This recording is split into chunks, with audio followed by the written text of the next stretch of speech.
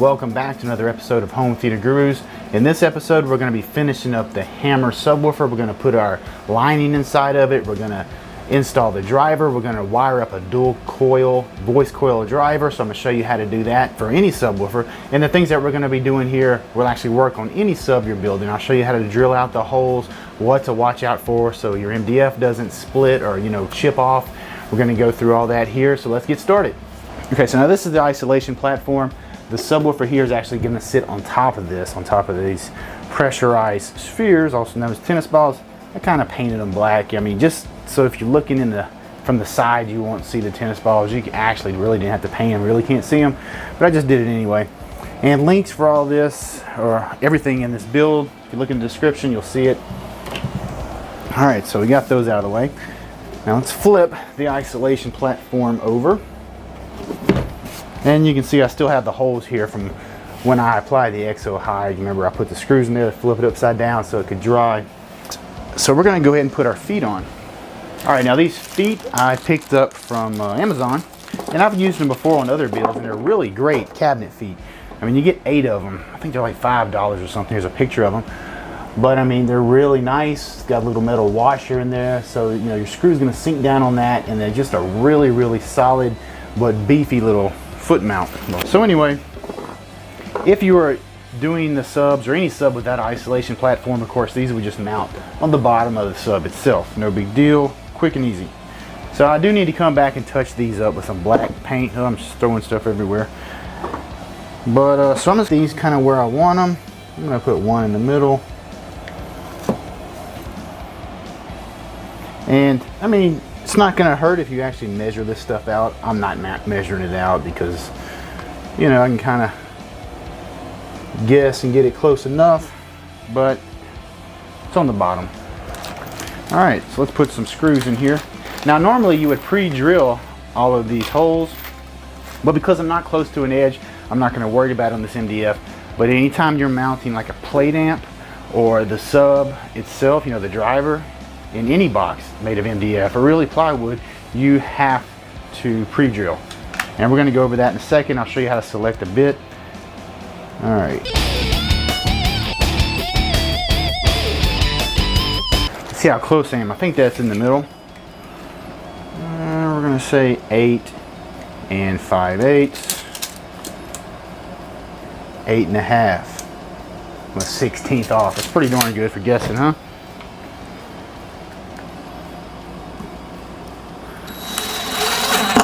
Okay, that's done. All right, so our cabinet feet are on. So this is actually what's going to sit on the floor, and we'll put our tennis balls on top, and then our cabinet will sit on top of that, and it's going to be isolated from the floor. So we're done with this for right now. Let's go ahead and set this to the side. All right, so we're going to go ahead and drill all of our holes first. That way we can get all, from the drilling dust or whatever that we create in the cabinet, we can clean it out, and then we'll put our lining inside of it. All right, so we're going to go ahead and we're going to drill out for our speaker terminals. Now, these are actually a pretty cool little terminal. You see, you just unscrew it right there, and you'll put your wire in the hole and then tighten it back down. It's going to work really well. It's going to be easy to get our fingers in there and do what we have to do. I mean, that'll accept the 12 gauge wire just fine. Really, really nice terminals. So we're going to go ahead and drill out. Now, when we select our drill bit, we want to select a bit that is going to be just about the same size as the outside ridges. Not the core of the threaded part, but the ridges. And that way it'll slide right in, and then we'll tighten this screw down right on top of it. It even has a little seal against the exterior of the cabinet, so it's going to be nice and airtight. And I always hold the threaded, the screw or whatever right here, and then I'll take the bit and I'll put the bit in front of it. And like right now, I want to make sure I don't see the little ridges from the threaded part behind it. I want the bit to cover them up. So I'm going to go a little bit bigger. I'm missing a bunch of different sizes. Okay, this looks like it's going to be about right. That is, what size is that? It's about a 3/16 bit. So we're going to go with that. All right, here we go. Okay, so now we have our terminals on. Looks nice and clean. And also, it's recessed. It's pretty much even with the cabinet here, so we can go all the way against the wall if we want to. Of course, we're not going to do that because it's a sub. We want to keep it off the wall. But now we're going to go ahead and install these right here, and this is what our little female connectors are going to attach to.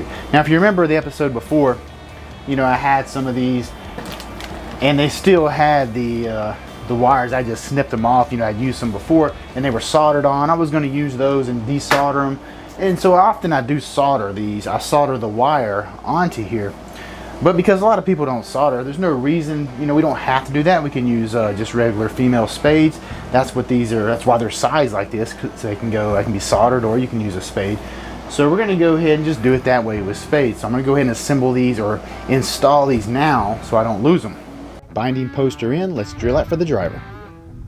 Alright, so we're going to be using some Parts Express screws here. They're panhead screws, the 081-425 panhead screw. So the first thing we need to do is select the right drill bit. Now we can't do like we did on the bottom where we just drill, you know, screwed right into it without pre-drilling, because we're going to be drilling or putting our screws on the edge of this MDF, and what's going to happen is it's going to create too much outward force and you're going to chip it off. You know, eventually it's just going to create a weak spot. We need a really strong bond right here. So when you look at a screw, you'll notice there's like a core, and then you got like the little ridges on the outside. We need to drill that core out. So we've got to find a drill bit that is the same size but is not going to take any material away from where our little outside ridges need to grab. And that's going to keep it from creating outside force and like pushing or chipping that, breaking that edge off.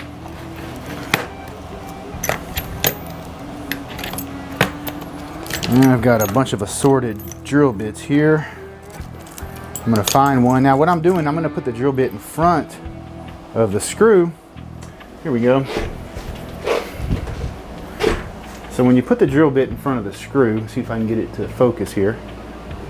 I want to see the drill bit, and I want the drill bit to pretty much block the core, and I just want to see those ridges of the screw past, you know, this drill bit. And so that way I know that all I'm going to do is take the core, you know, just enough out for that little core right there, and then I'm going to get a really nice bite out of that screw. And my little drill bit case here, it's got little sizes, and it looks like that is a 7/64 drill bit. That is definitely the one we're going to use. So if you just wanted to order a single drill bit with these screws here, you can do a 7/64 and you're good to go. See, the next one up is an 1/8. The 1/8 would probably work too. Yeah, I'm gonna stick with 7/64. The 1/8 takes up a little bit more of that core than I want it to, and it's starting to get into the little edges that bite. All right, so we're gonna put the drill bit in our drill. Okay. All right, now we're gonna set the driver down on this in this hole here, but I want to make sure that I can get it back out, and that's why I've got this string here. So just find something that's pretty strong, you know, because the driver's not exactly light.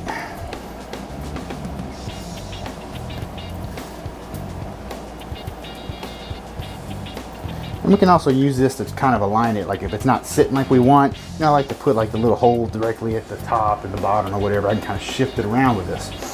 All right, so let's grab it and go ahead and set it into the hole. Okay.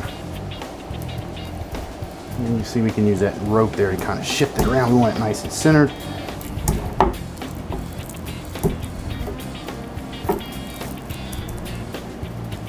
Okay, actually, I'm going to put, I've got like 2 holes here, 2 holes here. I'm going to put those lined up at the top and bottom. Now, if you need to, you can, you know, get like a straight edge and run through here and kind of, you know, get it perfect. But I'm pretty good at eyeballing stuff, so I'm going to go with it just like this. And I can see the brace inside the port, and I'm kind of using that to line it up. All right, now I'm going to make sure I've got a nice even seam around the driver.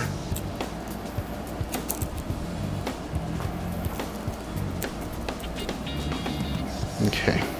Now you can't use a screwdriver and kind of, you know, get it even gap around there, but you got to be careful. You know, like here we have the exo hide or whatever. You know, you may have painted it with a high clear coat. base coat, clear coat finish. You know, you don't want to chip that or mess or more of that. So that looks pretty good right there. All right. Now you can try to mark these. Now this is black, so it's going to be kind of hard to mark. I'm going to drill them out just like this. I'm going to try to get my best, you know, do the best I can to get in the center of each hole. Now I've slipped before and torn my surround, you know, this right here. So we're going to be very careful not to do that. I put the screws in though. I do put my hand here, but for this, because I'm drilling, I need to make sure I'm nice and straight. I don't want to be this way because I want to screw into that edge. I want to stay away from that edge. I want to go straight down. Okay, now one thing, I'm soaked up a little too far in my drill bit. I don't want to, you know, rub up against there. So we're going to kind of pull it out a little bit. There we go. We want to go straight in and straight out. We don't want to waller this out because remember we sized this bit just right. Okay, now here I'm going to pull our little string out of the way and hopefully we don't tear it up too bad. And kind of hit the driver a little bit. And then you can put a little masking tape right here so that way if your drill does hit it, you know, it's not really hurting anything, but I mean you could if you got crazy.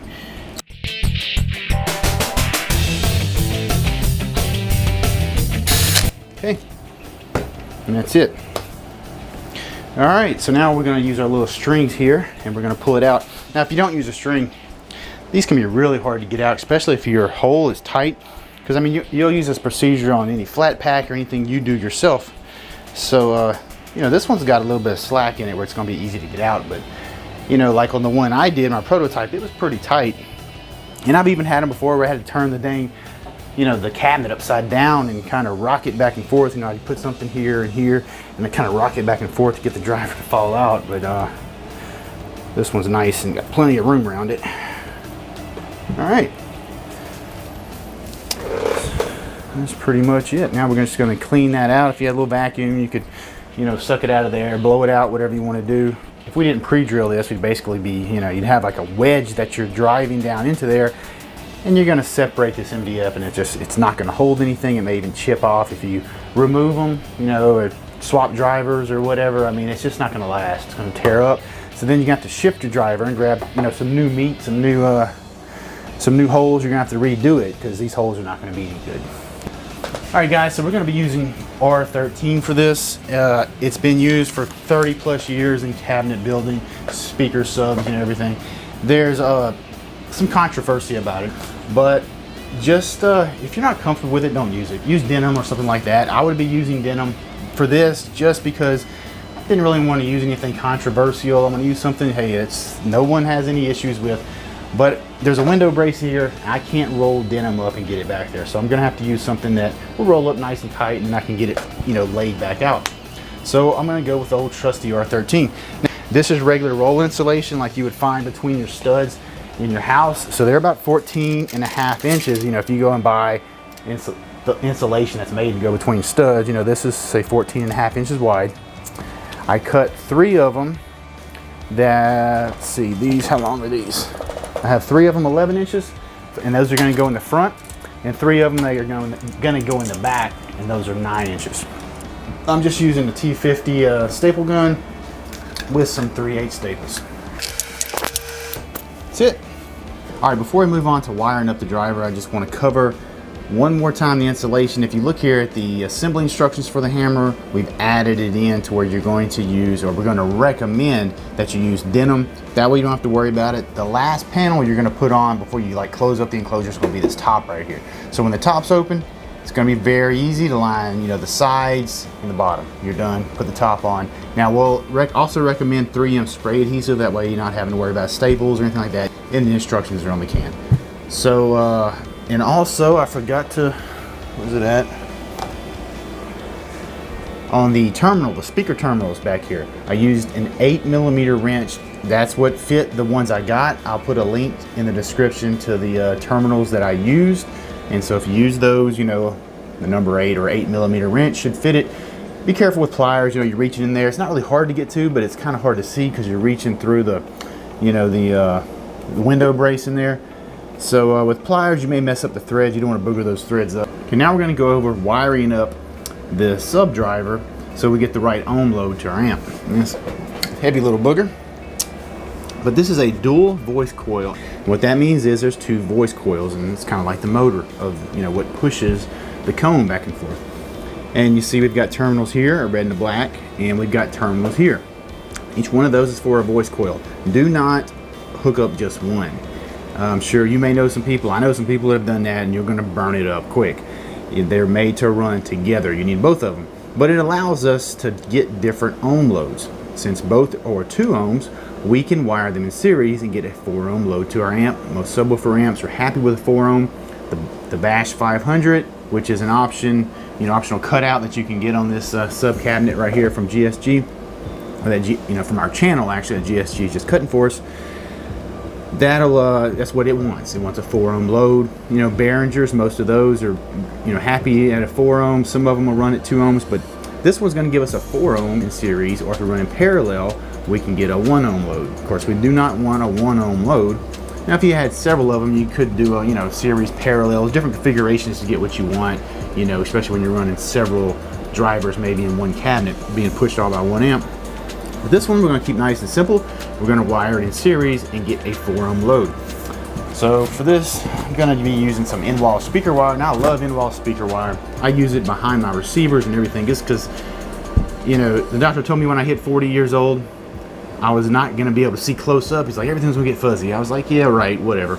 Well, I hit 40 and I can't freaking see the little writing on the, you know, the clear speaker wire. Like, here's a little piece of it right here. Just, you know, this stuff, I can't see that. I've got to get my phone out and try to focus, and I thought it was a joke, but it's no joke.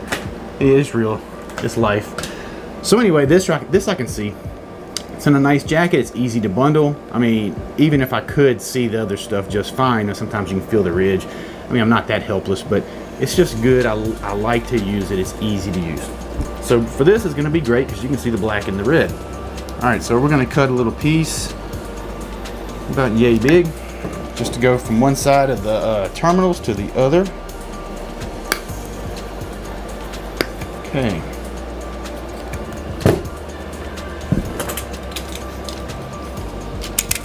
Now don't cut yourself when you're doing this. There is a little nylon cord in there that you're going to see. You can actually grab that and pull it when it's a longer piece. When it's a small piece, you know, the red and black actually slide inside the jacket. But we're just going to kind of grab them, pull them apart right there. We're going to get our wire. And that's what you'll do like when you're running long runs of it. But this little short piece, we need 1 piece of wire, so we're just going to pull it out. See right there? Alright, so we're going to run in series. And what that means is we're going to go in 1 coil. So we go in the positive. We're going to come out of the negative of that coil, and we're going to take this wire and come around from the negative to the positive of the other coil. So then we're going to have a negative over here and a positive here with nothing on them, and that's where we're going to hook our amp to. And our amp's going to see 4 ohms, so 4 ohm load. Now, of course, I got some little fancy strippers here. You can, you know, use what you got. Use your knife. Just be careful, don't cut your finger.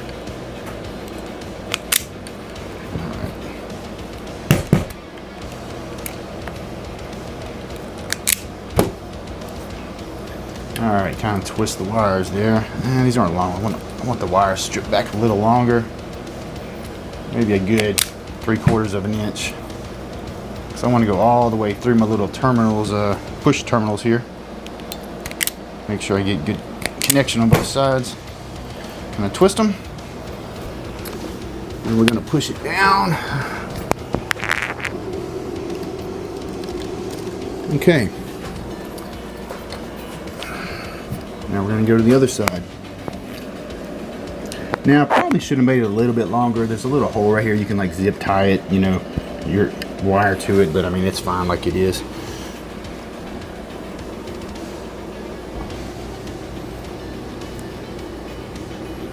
But I definitely could have gone a little longer. It's about as short as it could possibly be and still work.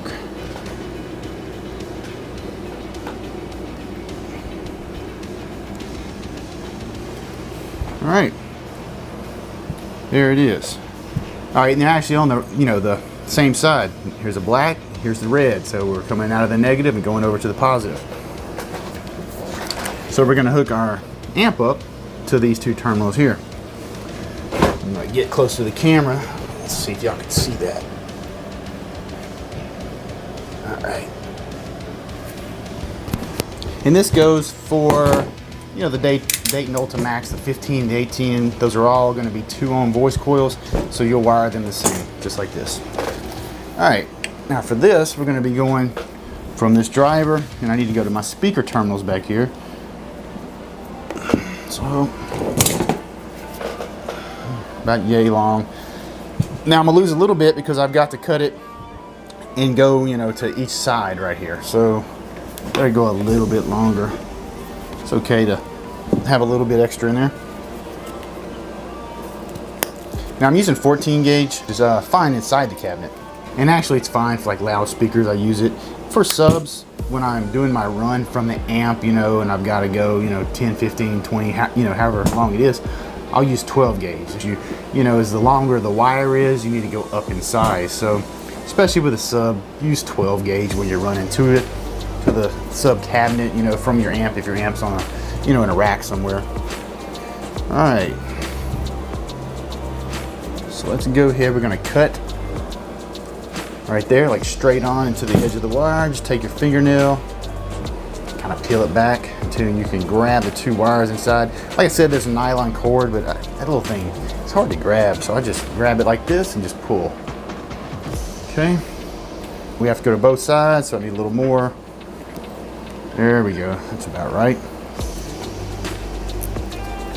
And right here is that little hole I was talking about. So I'm actually going to wire it like this. You know, see if I can find a wire tie or something. I think I've got one around here, and I'll strap it down to that little hole just to kind of keep it nice and, you know, where I want it. Let's see. Let me keep it like this so y'all can see it.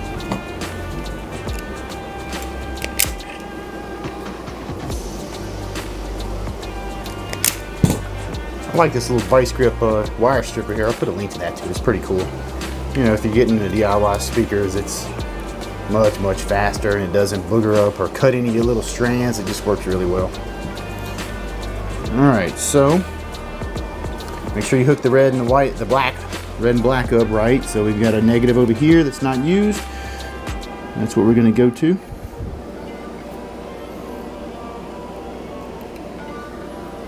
Okay. Same thing over here, red to the red terminal. All right, so instead of soldering, we're going to be using, you know, we have these inside the cabinet. Right there in that little connector is what we're going to attach to. And our wire is actually going to go on this spade connector.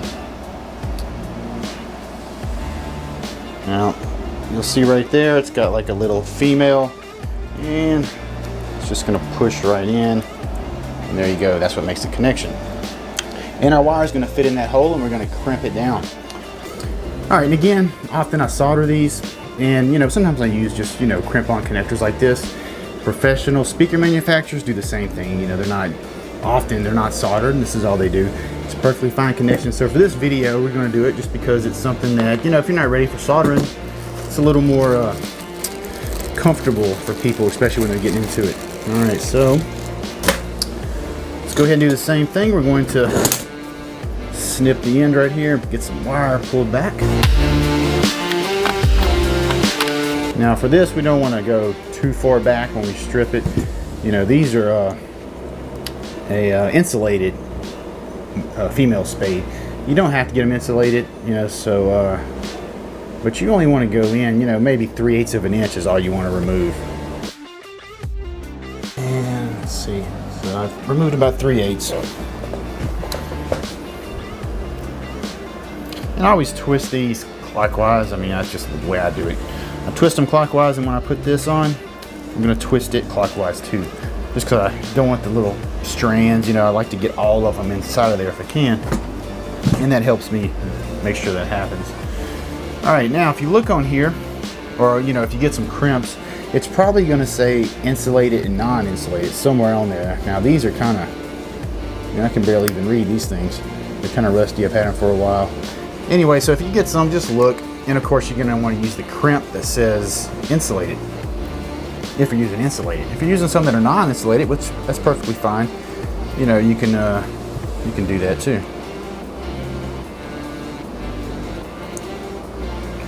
All right, now if you can see how the little legs are curled up in here, there's kind of like a flat, they're curled up this way.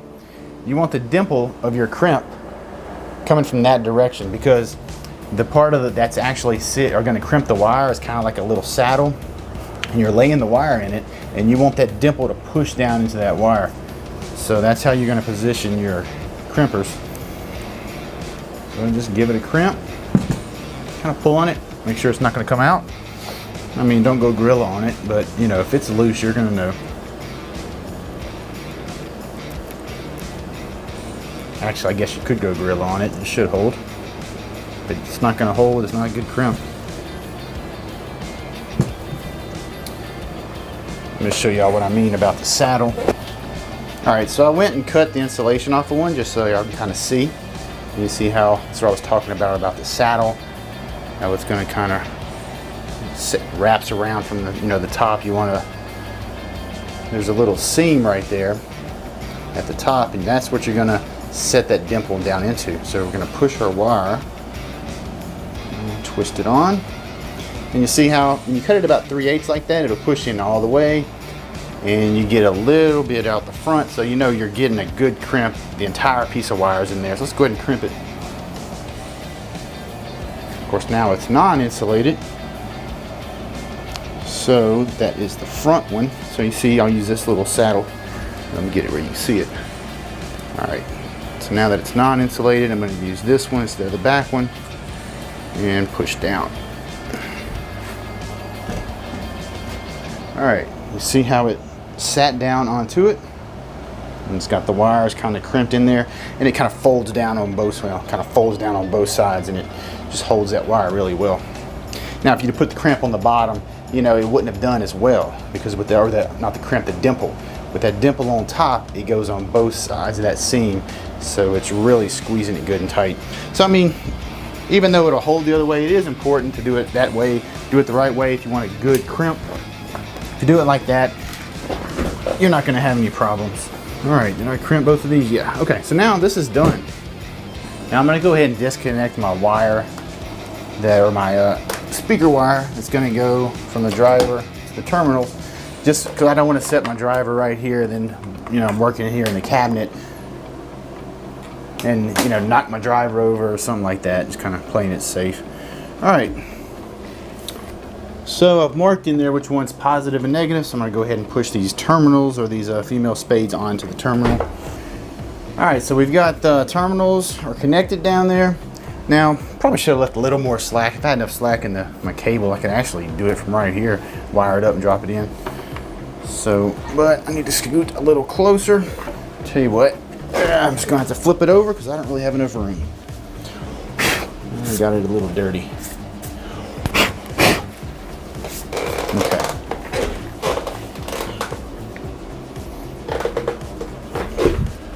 Okay, this side is our positive.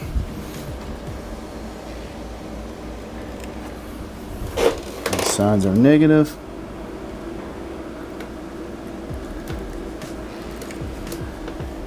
Okay. Oh, I did get a little wire tie. So I'm going to go ahead and strap it or tie it off to there. I usually don't even do that, but why not?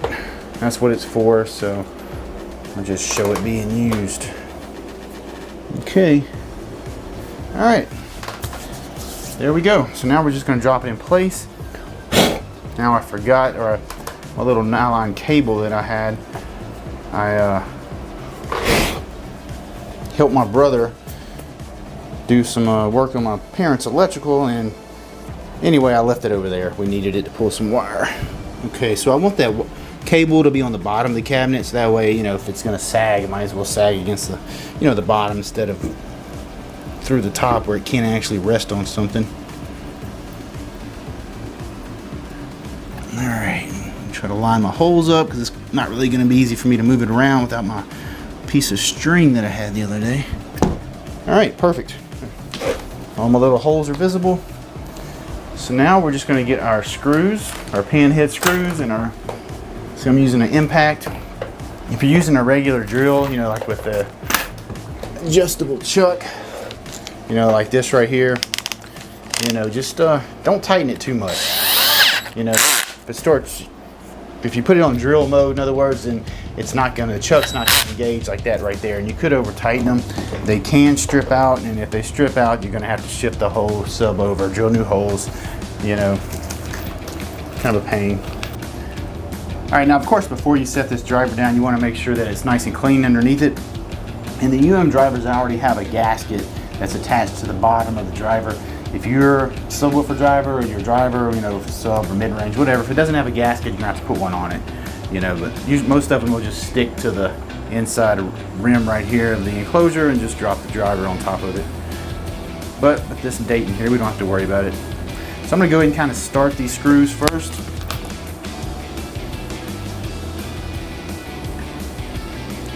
And again, remember, we pre-drilled, and pre-drilling is key to getting a good bite.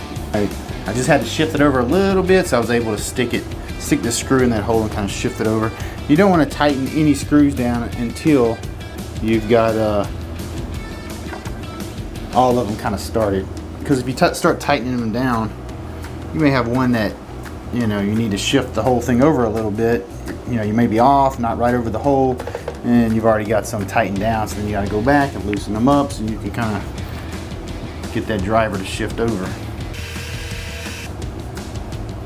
And again, these panhead screws, you know, they're really good. They're a really good aggressive wood screw. There's another shot of it. I mean, they're really, really good. They get a really good bite. And with MDF like this, you know, you don't want something that's got a fine thread. You want something coarse like that. All right, so I have popped one of these, or punctured this around before, you know, slipped off the screw. So I'm gonna be real careful. I'm gonna put my hand behind it, keep my drill straight up and down. We pre-drilled, so it's just gonna follow the hole we drilled. And I'm gonna go, click or two. Now I'm gonna go the opposite side. Of course, my hand wasn't protecting the surround there, but you know, just be careful. Now I'm not pushing down really hard on these screws. I'm put enough pressure to keep it seated into the head really well. That's about it. I don't want it to strip out, of course. You start, you know, where your bit starts stripping or spinning inside the screws. But these are really good deep handhead screws, and I've got a pretty good bit on here too. That's another thing. You don't want to use some old wore out bit. You know, your drivers, these suckers are expensive. So if you have to go get a brand new bit, you know, go ahead and do that.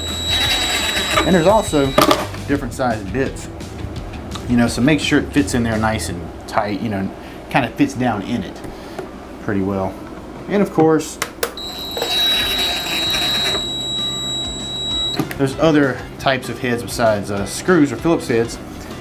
Giles showed me one he uses the other day, which is a square, like a hex head, actually, not a square, which they have some square ones too, but it looked pretty cool. And I'll put a link down in the description. Actually, when I order some more screws, I'm gonna order some of those too. Those would be even better as far as you know, a chance of it slipping out or something like that. But I mean, with a good bit, I never have problems with this setup here. All right. Now you don't want to over tighten those. It's a good idea, you know, to maybe go get a screwdriver and just check your tightness. Now, I mean, I know my drill pretty well, so once it clicks, I mean, if I go back and tighten it with a screwdriver, it's already good. So, but every drill is going to be different. So guess what? That's it. The subwoofer is done. I mean, we can go ahead and set it on the isolation platform, and then we're going to go over setting the high pass filter, because this, just like any other ported subwoofer, the Morty subs, you know, anything ported, you have to protect it under tuning.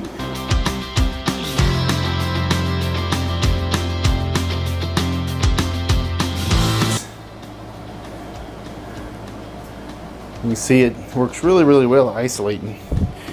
So no mechanical vibrations are going to get to the floor, that's for sure. All right, guys, that's going to be it for this episode.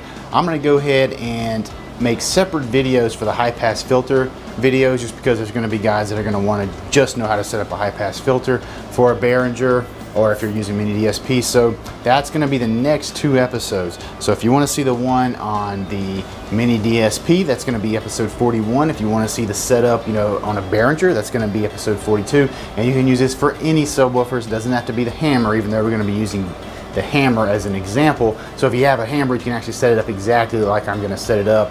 If you have something else, you know, your high pass filter may be a little lower or a little higher, but you'll know how to adjust it as long as you know the tuning frequency. Don't forget to subscribe if you're not already a subscriber. Don't forget to hit that little notification bell so you'll get the little ding whenever the new videos come out. And I just got a new camera, so hopefully the focus is better. If you just let me know what you think. If you think the video quality is a little bit better, I'm hoping it is. It looks like it is to me, but just let me know. And so that's going to be it for this one, guys. I will see y'all next time.